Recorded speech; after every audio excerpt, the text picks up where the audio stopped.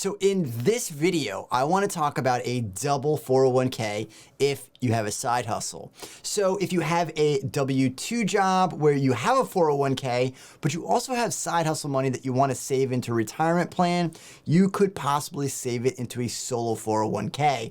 And what I want to walk you through is how to maximize the amount of money that you can put into your retirement plan, but also so you have the most control over your investment options. Hey guys, what's going on? Welcome back to the channel, or if this is your first time at our channel, welcome to the channel. My name is Travis Sickle. So let's go ahead and go through this. So the first thing that you want to do is you're probably getting a match on your 401k at work. So the first thing that you want to do is you want to figure out what that match is and save that amount. Now, if you're not familiar with how 401ks work, the most that you can put into a 401k, including a solo 401k, those combined limits is $19,500. Now, if you have 12 different 401ks, you can still only contribute a total aggregate amount of $19,500. Now, this $19,500 is only for the employee contribution. It does not include the match or the profit sharing contribution,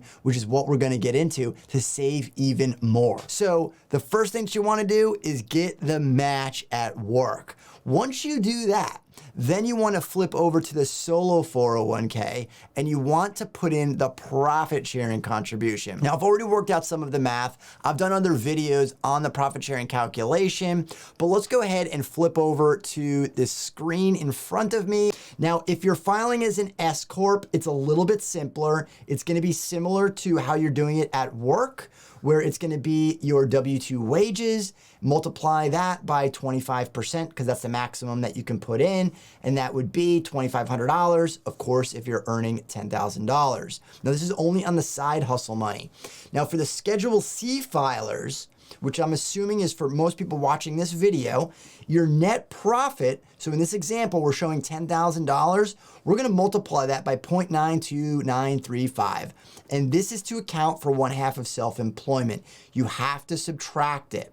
Now you have $9,235.50 is what we call compensation, and then you're gonna multiply that by 0.2 or 20%. So 20% is the most that you can put in, but it's not based on this number, it's based on this number. That means if you have a net profit of $10,000, the most that you can contribute is $1,859. Now that's not the full amount, that is the profit sharing contribution that you can make into the plan, and that does not count towards that $19,500 limit. The total limit for retirement plans, including your 401k at work and the solo 401k, is $58,000 for 2021. That includes the $19,500, the profit sharing contribution, and your company match. Now, at this point, what we want to make sure that we're doing is that we have enough income left over to max out that $19,500. So that's going to be step 3. Go to your solo 401k. If you have additional compensation that you have on the side, then you could take that and you could put it into the solo 401k. Now, if you don't, then you're gonna have to go back and flip over to your employer plan at work and then max it out there. So this is a little bit of a planning that you need to do in advance in order to make sure that you're maximizing it. Now, the reason that I only went up to the match in the beginning, at the 401k at work, is because you're limited on the investments to that plan.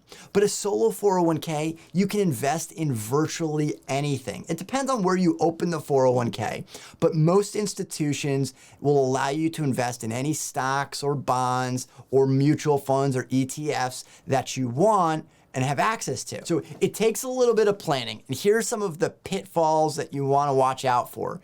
You need to do this in advance because with the solo 401k, you can make these contributions after the tax year. So for 2021, you can do these before you file your taxes when you're filling those out in 2022, but you can't go back and make that contribution at your workplace. And if you don't have a Roth side to your 401k at work, or you just want to put more money into the Roth side, you can also open up a solo Roth 401k.